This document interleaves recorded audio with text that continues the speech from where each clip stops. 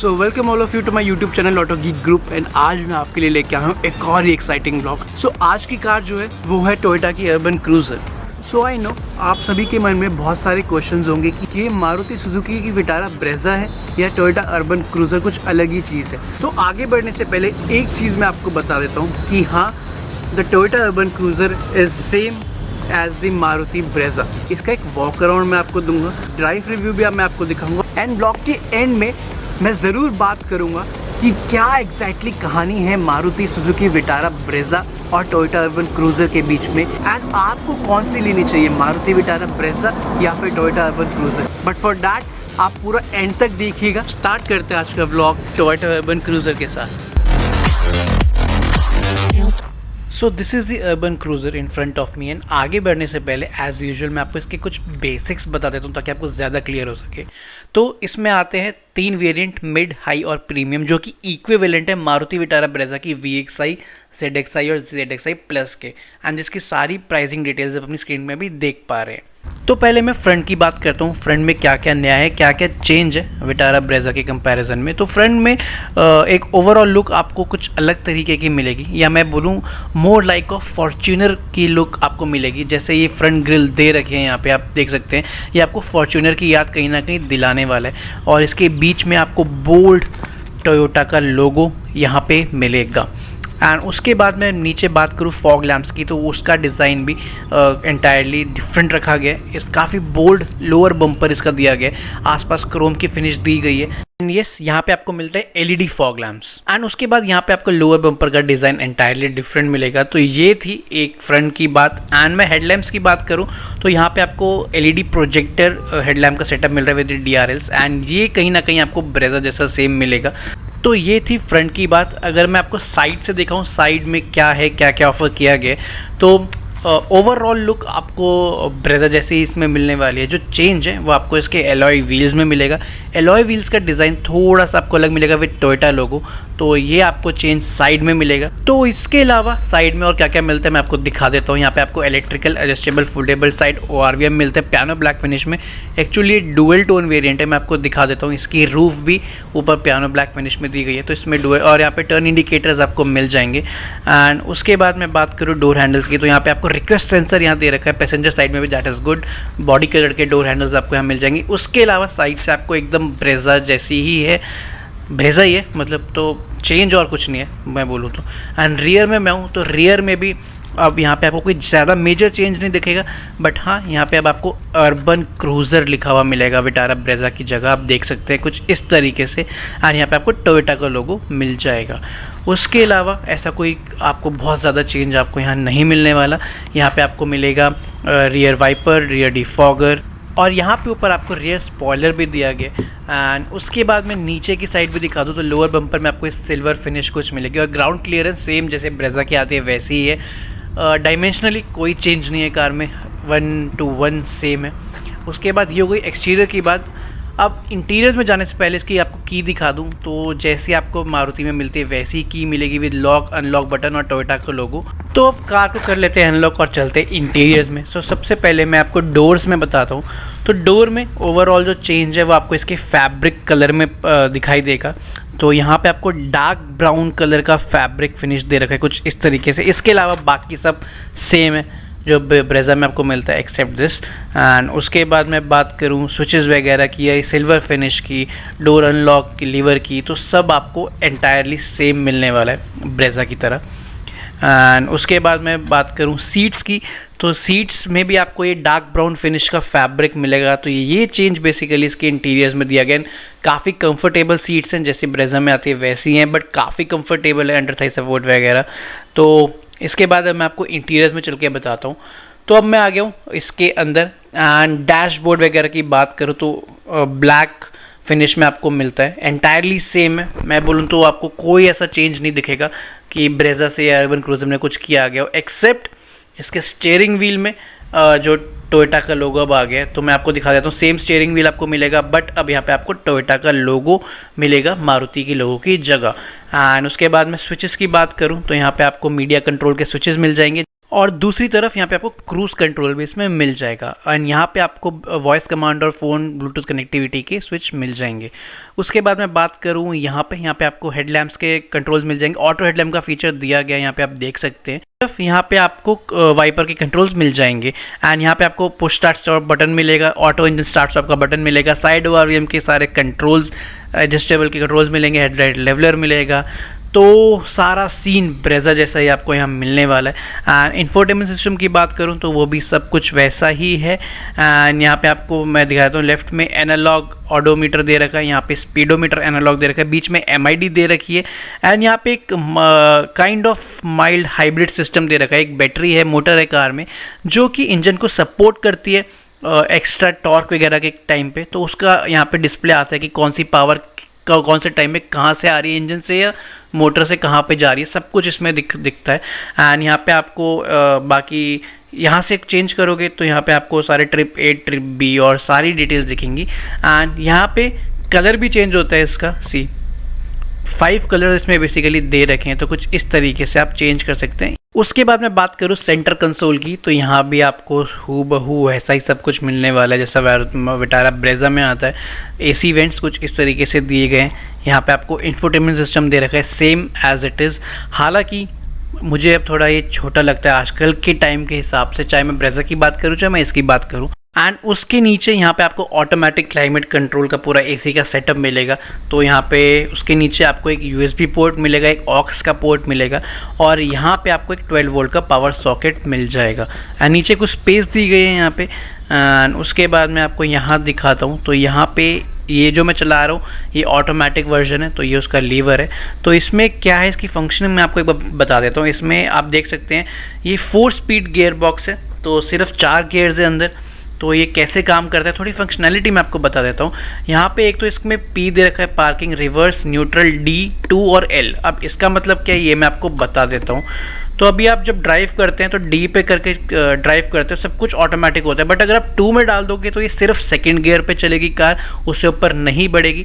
And आप सिर्फ L पे डालोगे तो दैट मीन्स फर्स्ट गियर, तो ये सिर्फ फर्स्ट गियर पे चलेगी। और ये कई बार यूज़ में आता है, जैसे आप इंक्लाइन पे चढ़ रहे हैं तो उस जैसी कंडीशन में आप L पे डाल के कार को पिकअप ले सकते हैं। एंड इसमें हालांकि आपको कुछ ऐसा मैनुअल नहीं मिलेगा, सिर्फ ऑटोमेटिक है, मैनुअल मोड नहीं है, बट इसको आप यूज़ कर सकते हैं। आप देख रहे हैं यहाँ पे एक बटन है, तो इस बटन को आप दबाओगे तो एक ये ओवर ड्राइव का फीचर है। इसको क्या जब आप एक्टिवेट कर दोगे तो आपकी कार हाईएस्ट गियर पे नहीं जाएगी, दैट मीन्स 4th पे नहीं जाएगी, 3rd तक ही रहेगी। तो आप ड्राइव पे डाल के इसे चलाओगे तो आपकी कार 3rd गियर तक ही जाएगी। आप इसका फ़ायदा उठा सकते हैं मैनुअल तरीके से चलाने में। वो कैसे मैं आपको बताता हूँ। तो वो मैं आपको बता देता हूँ कैसे करना है। तो जब आपने ओवर ड्राइव फीचर ऑन कर रखा है तो दैट मीन्स ड्राइव पे 3rd गियर तक ही जाएगी ऑटोमेटिकली। तो आप सिंपली क्या करो, आप इसे L पे डालो, दैट मीन्स फर्स्ट गियर पे स्टार्ट करो। देन खुद से जब स्पीड बढ़े तो सेकंड पे डाल दो। उसके बाद जब स्पीड बढ़े तो D पे डाल दो। D पे तो ऑब्वियसली 3rd से ऊपर जाएगी नहीं। एंड जैसे आपको 4th गियर की ज़रूरत पड़े तो आप ये ओवर ड्राइव वाला फीचर बंद कर दो, बटन दबा के दो, वो ऑटोमेटिकली 4th पे शिफ्ट हो जाएगी। एंड इस तरीके से आप मैनुअल तरीके से गाड़ी चला सकते हैं। उसके बाद में ऊपर बात करूँ तो यहाँ पे आपको auto dimming rear view mirror दे रखा है, तो ये काफ़ी अच्छा फीचर है, रात को काफ़ी यूज़फुल है। यहाँ पे आपको सनग्लास होल्डर इसमें दे रखा है। एंड यहाँ पे आपको हेलोजन कैबिन लैम्प्स दे रखे हैं। एंड मैं इसकी सनवाइज़र की बात करूँ तो यहाँ पे आपको वैनिटी मिरर दे रखा है और यहाँ पे आपको वैनिटी लैम्प भी दे रखा है कुछ इस तरीके से। एंड मैं ड्राइवर साइड की बात करूँ तो यहाँ पे कुछ भी नहीं दे रखा उन दोनों में से। एंड यहाँ पे स्पेस के मामले में काफ़ी अच्छी चीज़ दे रखी है। यहाँ पे आपको एक ग्लव बॉक्स ऊपर दे रखा है जो कि कूल्ड है, यहाँ से एयर का सप्लाई होता रहता है। एंड उसके नीचे मैं आपको नीचे वाला ग्लव बॉक्स दिखाता हूँ, तो इतनी सारी प्रैक्टिकल स्पेस आपको इसमें मिल जाएगी। ठीक है, उसके बाद में रियर में दिखाता हूँ रियर में क्या सीन है। तो रियर का डोर में भी आपको वो ब्राउन फैब्रिक वाला चेंज मिलेगा। बाकी सब कुछ सिल्वर फिनिश वगैरह सब कुछ वैसा ही है जैसे ब्रेजा में आता है। एंड मैं सीट्स की बात करूँ तो यहाँ भी आपको ब्राउन फैब्रिक में सीट्स मिल जाएंगी। एंड देख सकते हैं कुछ इस तरीके से पूरा फिनिश दी गई है फैब्रिक की। एंड मैं स्पेस वगैरह की बात करूँ, मैं लेग रूम की बात करूँ तो लेग रूम वगैरह जैसा ब्रेजा में आता है वैसा ही है। जैसे मैंने बताया डायमेंशनली कुछ चेंज नहीं है। तो ये था सब कुछ इंटीरियर्स के बारे में। अब बारी है कार को ड्राइव पे लेके चलने की, आपको बताने की क्या क्या है इसके ड्राइव में। तो let's go. So now I am inside the Toyota Urban cruiser and अब इसके एक ड्राइव रिव्यू का टाइम है। सो सबसे पहले इसका मैं आपको एक बेसिक बता दूं। सो अर्बन क्रूजर में भी सेम इंजन है जो आपको मारुति विटारा ब्रेजा में मिलता है। That is 1500 CC petrol engine, 4 cylinder engine है ये, जो कि प्रोड्यूस करता है मैक्सिमम पावर अराउंड 103 bhp की, एंड मैक्सिमम टॉर्क जो है इसका वो है अराउंड 138 न्यूटन मीटर का। तो अब बात कर लेते हैं हमारे रिव्यू के पहले सेगमेंट की, दैट इज परफॉर्मेंस। तो परफॉर्मेंस में मैं एक ओवरऑल कार की परफॉर्मेंस के बारे में आपको सब बताऊंगा। सबसे पहले इंजन वगैरह की इंजन या पिकअप वगैरह की परफॉर्मेंस के बारे में बात कर लेते हैं। सो अगर मैं बात करूं पिकअप की या परफॉर्मेंस की, तो उस मामले में ऐसी कुछ शिकायत, ऐसी कुछ डिसअपॉइंटमेंट आपको इससे नहीं मिलेगी। या मैं बोलूँ कि अगर आप सिटी ड्राइविंग में आपकी ज़्यादा ड्राइव है तो उसमें आपको डिसअपॉइंट नहीं करेगी। अच्छी खासी भागती है कार, पिकअप भी डिसेंट है। मैं ये नहीं बोलूँगा कि वन ऑफ दी लाइक बहुत ही फास्ट पिकअप है इसका, ऐसा मैं नहीं बोलूँगा, बट येस डिसेंट पिकअप है, आपको डिसअपॉइंट बिल्कुल नहीं करेगा। आप जैसे ही एक्सेलरेशन पैडल प्रेस करेंगे तो वैसे ही कार एकदम पिकअप लेती है। बट जो एक चीज़ मैं आपको बताना चाहूँगा वो है इसके ट्रांसमिशन के बारे में। ये ऑटोमेटिक ट्रांसमिशन है जो मैं चला रहा हूँ, इसमें मैनुअल भी आता है। तो मैनुअल में आपको मिलता है 5 स्पीड गियर बॉक्स, बट ये ऑटोमेटिक में सिर्फ 4 स्पीड गियर्स हैं जो ऑटोमेटिक अंदर चेंज होते रहते हैं। तो ये आपको कभी कभी स्लो लग सकता है गियर शिफ्टिंग के मामले में, या मैं बोलूँ कि आपको कई सिचुएशंस में ऐसा लग सकता है कि कार एक गियर पे काफ़ी लंबे टाइम तक खिंच रही है, उसके बाद जाके गियर शिफ्ट हो रहा है। एंड ये कब होता है ये मैं आपको थोड़ा डिटेल में बता देता हूँ। तो अगर तो आप ऐसे लोगों में से हैं जो कार आराम से चलाते हैं, ज़्यादा हार्ड एक्सेलरेशन नहीं करते, तो उस केस में आपको ऐसी कोई शिकायत इससे नहीं मिलेगी। उस केस में आपको बहुत अच्छी परफॉर्मेंस देगी, अच्छा पिकअप देगी। बट इन केस आप उन लोगों में से हैं जो हार्ड एक्सेलरेशन पे बिलीव करते हैं, जिनको हार्ड एक्सेलरेशन पसंद है कि बैठते ही कार में आपने एक्सेलरेशन पेडल पूरा दबा दिया और कार भाग जाए, तो वहाँ पे ये गियर जो मैंने बोला था कि गियर थोड़ा आपको लगेगा कि खिंच रहा है एक स्पीड में, तो उस केस में आपको ये फील होगा। मैं आपको दिखाई देता हूँ प्रैक्टिकली। अभी मैंने डी पे डाल रखी है, मैं ब्रेक छोड़ रहा हूँ, अब मैं धीरे धीरे इसे एक्सेलरेट करूँगा सॉफ्टली, ठीक है। तो कार परफेक्ट टाइमिंग पे गियर चेंज होंगे। जब ये कार अराउंड 20-25 के पास पहुंचेगी एंड आरपीएम अराउंड 2000 होगी तब सेकंड गियर लग जाएगा, और जब ये कार अराउंड 40 पहुंचेगी तो अराउंड तीसरा गियर लग जाएगा।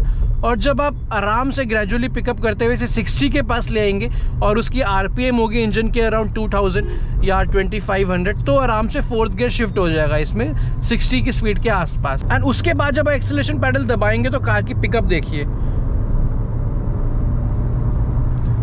कार भागती बहुत अच्छा है। ये आराम से 120 टच कर गई अभी। बट अगर आप हार्ड एक्सेलरेशन करेंगे तो यही जो गियर शिफ्टिंग्स का मैंने आपको बताया कि कौन सी स्पीड में चेंज होता है, ये थोड़ा आपको डिले हो जाएगा। अब मैं वो आपको बताता हूँ कैसे। अभी मैं कार को कर लेता हूँ अराउंड 40 में, जो ये थर्ड गियर पे आ चुकी है। अब मैं हार्ड एक्सेलरेट करूँगा। मैंने पूरा पैडल दबा दिया। तो ऐसी हार्ड एक्सेलरेशन के केस में आपको इंजन का जो रेव है, जो आरपीएम है, वो एकदम से 5000-6000 आरपीएम तक पहुंच जाती है। उसके बाद थर्ड से फोर्थ गियर शिफ्ट होता है। तो कहने का मतलब ये है, हार्ड एक्सेलरेशन के केस में आपको गियर शिफ्टिंग थोड़ी सी लंबे स्ट्रेच पे जाके मिलेगी। बट इस वजह से ऐसा नहीं है कि कहीं कार की स्पीड दब जाएगी या पिकअप दब जाएगा, ऐसा आपको नहीं लगेगा। कार भागती भी जाएगी। उसके बाद अब मैं परफॉर्मेंस में बात कर लेता हूँ नेक्स्ट सस्पेंशन की। सस्पेंशन के लिए मैं एक चीज़ बोलूँगा कि काफ़ी अच्छी सस्पेंशन है इसकी, ज़्यादा सॉफ्ट नहीं है। अगर सस्पेंशन ज़्यादा ही सॉफ्ट होती है तो आपको बहुत ज़्यादा बाउंसी फील होते रहता है। इवन अगर कोई छोटा सा गड्ढा भी आएगा उसमें भी कार पूरी ऐसी बाउंसी करेगी, तो ऐसा सीन आपको इसमें नहीं मिलेगा। स्टिफ सस्पेंशन है, तो सस्पेंशन की परफॉर्मेंस में ऐसा कोई इशू मुझे नज़र नहीं आया। एंड उसके बाद मैं बात कर लेता हूँ स्टीयरिंग परफॉर्मेंस की। तो स्टीयरिंग इसका काफ़ी लाइट है, आपको हैवीनेस वाला इशू इसमें नहीं आएगा। Even on the high speeds और even on the lower speeds कि जैसे आप बम्पर टू बम्पर ट्रैफिक में चल रहे हैं, तो ऐसे केस में भी स्टीयरिंग लाइट ही रहता है। बट हाँ, स्टीयरिंग थोड़ा सा और रिस्पॉन्सिव होता तो थोड़ा बेटर होता। ऐसा नहीं है कि बिल्कुल भी रिस्पॉन्सिव नहीं है या बिल्कुल ही बेकार है, ये मैं नहीं बोलूँगा, बट हाँ थोड़ी सी और इसकी जो रिस्पॉन्स है वो थोड़ी इम्प्रूव्ड होती तो थोड़ा और बेटर होता। उसके बाद मैं बात करता हूँ परफॉर्मेंस में, लाइट परफॉर्मेंस की। एंड मैं लाइटिंग की बात इसलिए कर रहा हूँ क्योंकि इसमें अर्बन क्रूज़र में, या मैं बोलूँ मारुति विटारा ब्रेज़ा में, जो इसकी LED लाइट प्रोजेक्टर हेडलैम्प्स का जो सेटअप है ना, वो वन ऑफ द बेस्ट है, ट्रस्ट मी। वो मैं अभी आपको दिखाता हूँ। अभी लाइट्स एकदम ऑफ है। अभी मैंने लो बीम पे चलाई तब भी इतनी ब्राइट है, अब मैंने हाई बीम पे की, थ्रो देखी है, इसकी ब्राइटनेस देखिए। तो ये इसकी लाइटिंग परफॉर्मेंस के बारे में था। अब मैं चलता हूँ हमारे रिव्यू के नेक्स्ट सेगमेंट में, that is noise and vibrations.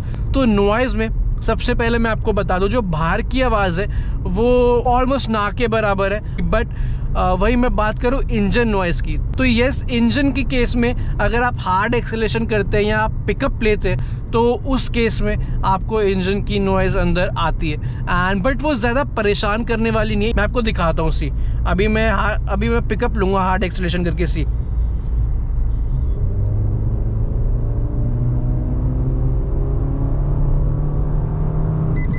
So I hope आपको कैमरे में वो सुनाई दी हो जो मैं बोलना चाह रहा हूँ। एंड उसके बाद नॉइज़ में मैं बात करूँ कि इंटीरियर के पार्ट्स से या ड्राइव करते हुए मुझे कुछ ऐसी डोर वगैरह में से कोई आवाज़ ऐसी कुछ आ रही है, तो ऐसी कोई नॉइज़ मुझे अभी तक इसमें से नहीं आई। हाँ, एक चीज़ मैं बताना चाहूँगा, जो ये हैंडल है डोर का,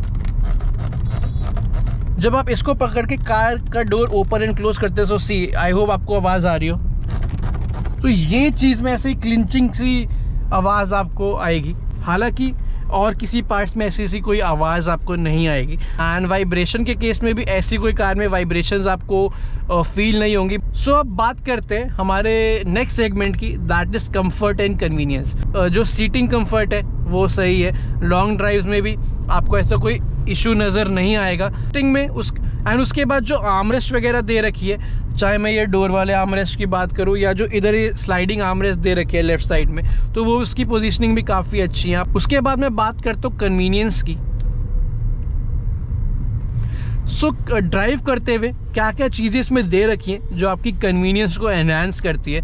सबसे पहले इसमें एक क्रूज़ कंट्रोल दे रखा है, उसके बाद आपको इसमें ऑटोमेटिक हेडलैम्प्स दे रखे हैं, उसके बाद ऑटोमेटिक रेन सेंसिंग वाइपर्स दे रखे हैं, उसके बाद आपको auto dimming rear view mirror दे रखा है। तो रात के टाइम में ये काफ़ी यूज़फुल होता है, काफ़ी कन्वीनियंट होता है। तो ये कुछ बेसिक चीज़ें इसमें दी हुई हैं। बट हाँ, अगर आप उन लोगों में से हैं कि जिनको इससे ज़्यादा फीचर्स चाहिए अपनी कार में, तो ये कार शायद आपके लिए नहीं है, क्योंकि इसमें कुछ चीज़ें आपको मिसिंग लग सकती है जो कंपीटिंग कार्स में अब आना स्टार्ट हो गई हैं। That is first of all जो इसका इंफोटेनमेंट सिस्टम है, ठीक है, वो काफ़ी छोटे साइज़ का अब आपको लगने लगेगा आज के टाइम के हिसाब से। उसके बाद भी जो इसमें फ़ोन की कनेक्टिविटी है, that is Apple CarPlay and Android auto, वो वायरलेस नहीं है, वो आपको ऐसे वायर से कनेक्ट करना पड़ेगा। सेकेंड चीज़, वायरलेस मोबाइल चार्जर इसमें नहीं आता, तो वो मेरे हिसाब से पर्सनली मुझे काफ़ी कन्वीनियंट लगता है वायरलेस मोबाइल चार्जर। आपको ऐसी वायर्स लेके घूमने की टेंशन नहीं है। अब चलते हैं हमारे रिव्यू के लास्ट सेगमेंट में, that is fuel economy. So fuel economy में देखो, जो आपको ब्रेज़ा में मिलती है वैसी आपको इसमें भी मिलेगी, क्योंकि सब कुछ सेम है, ठीक है। तो अभी मैं इसे एक हफ्ते से ड्राइव कर रहा हूँ एंड अपने डेली रूटीन में ड्राइव कर रहा हूँ, घर से ऑफिस, ऑफिस से घर, एंड जो भी रोज़ की काम की चीज़ें रहती हैं, ठीक है। And daily Gurgaon and Delhi का ट्रैफिक आप जानते ही हैं। तो ऐसी सिचुएशंस में भी ये मेरे को आराम से अभी दे रही है 12 to 13 की माइलेज, एंड समटाइम इसने मेरे को 14 की भी दी है। तो अगर आप इसे हाईवेज़ में चलाएंगे तो थोड़ा और 15-16 के आसपास से आपको दे देगी, एंड बाकी तो आपके ऊपर डिपेंड करता है आप कार चला कैसे रहे। सो ये है पूरी कहानी अर्बन क्रूज़र की ड्राइव की। अब बारी है उस बात की जो मैंने आपको व्लॉग के स्टार्टिंग में बताई थी कि ब्रेज़ा और अर्बन क्रूज़र में है क्या कहानी उनकी, एंड आपको ब्रेज़ा लेनी चाहिए या अर्बन क्रूज़र लेनी चाहिए। है दोनों सेम चीज़, बट थोड़े से प्रैक्टिकल चीज़ें मैं अब आपको वो बताता हूँ। So this was all about the Toyota Urban cruiser, and अब बारी है उस टॉपिक की बात करने की जो मैंने आपको ब्लॉग के स्टार्टिंग में बोला था कि दैट इज़ एग्जैक्टली कहानी है क्या विटारा ब्रेज़ा और अर्बन क्रूज़र के बीच में। तो अब मैं आपको डिटेल से वो बताता हूँ। तो सबसे पहली चीज़, येस, अर्बन क्रूज़र और विटारा ब्रेज़ा एक ही जगह बनती है, एग्जैक्टली एक ही कार है, एक ही असेंबली लाइन में बनाई जाती है मारुति सुजुकी में। अब ये हुआ क्यों, मैं आपको ये बताता हूँ। एक्चुअली 2016 में टोयोटा और सुजुकी ने आपस में पार्टनरशिप की बातें शुरू कर दी थी, सो दैट वो जॉइंटली कुछ कार्स बना पाए और आपस में एक दूसरे को फ़ायदा दे पाए इंडिया में।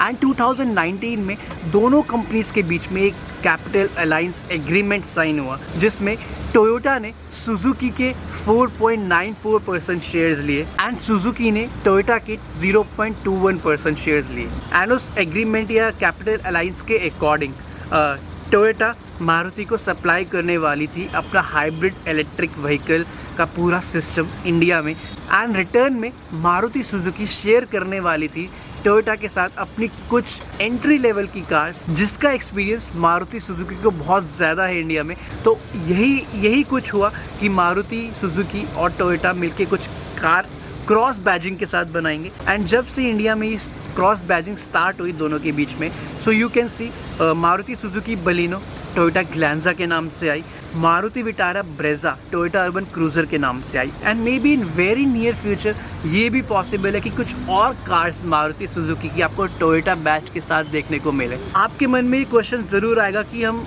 विटारा ब्रेजा ही क्यों ना ले, यही क्यों ले।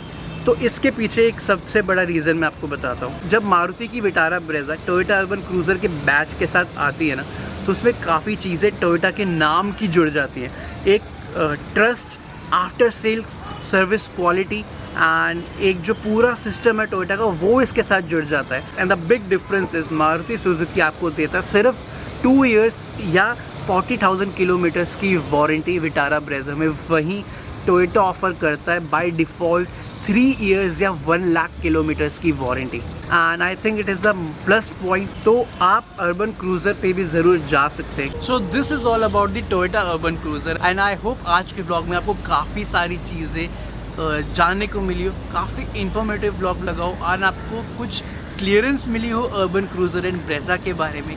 सो मिलेंगे नेक्स्ट ब्लॉग में फिर एक एक्साइटिंग प्रोडक्ट के साथ, एक एक्साइटिंग कहानी के साथ। सो तब तक के लिए good bye and take care.